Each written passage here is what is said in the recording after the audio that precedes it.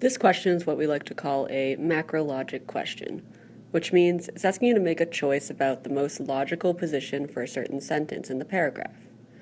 We have to find a place where the information in sentence 5 best relates to and clarifies the information in the sentences both before and after it, unless it stays as the last sentence.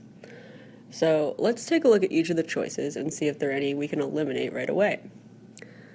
Choice A says to keep the sentence where it is now at the end of the paragraph.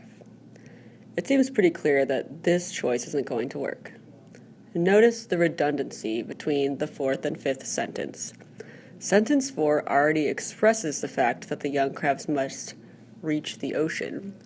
It doesn't make sense for sentence 5 to come right after sentence 4 and end with the exact same statement.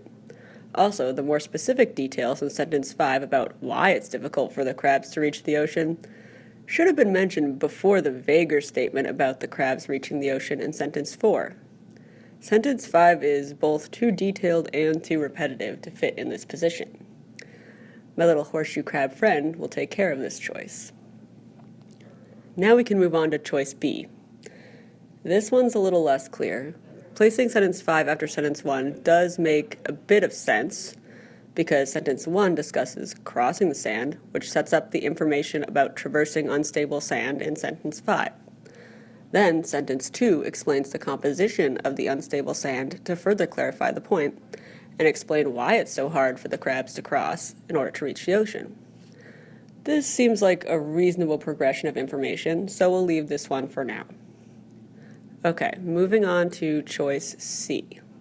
This also seems possible. Sentence 2 explains the reasons why the sand mentioned in sentence 5 is so unstable and difficult to cross. It's a semi-solid mix of rock particles and salt water that creates unpredictable shifts in density and sand movement. So this makes a strong setup for our understanding of the information in sentence 5. Sentence 3 makes sense as a follow-up to information in sentence 5 because it begins with the words, "this challenge."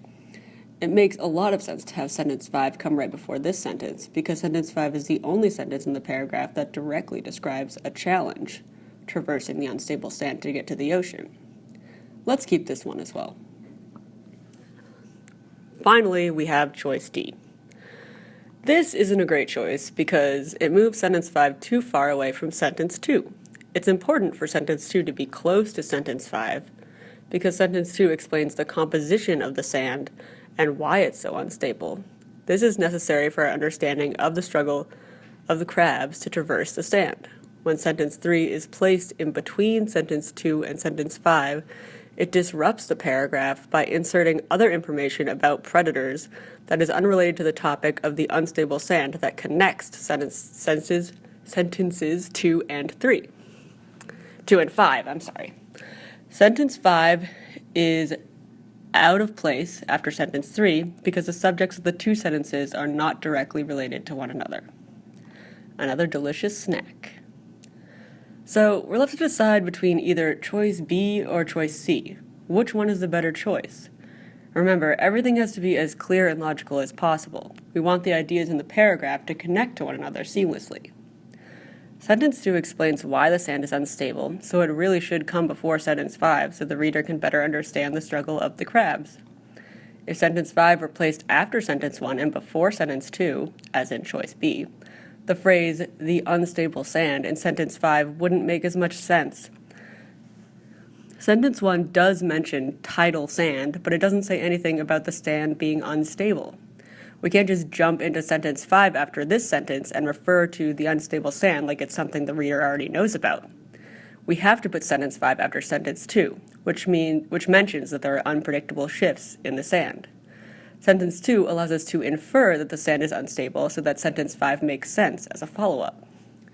Sentence 5 also sets up the challenge referred to at the beginning of sentence 3, so it should come right before sentence 3. If sentence 5 came after sentence 1, sentence 2 would stay in the position right before sentence 3.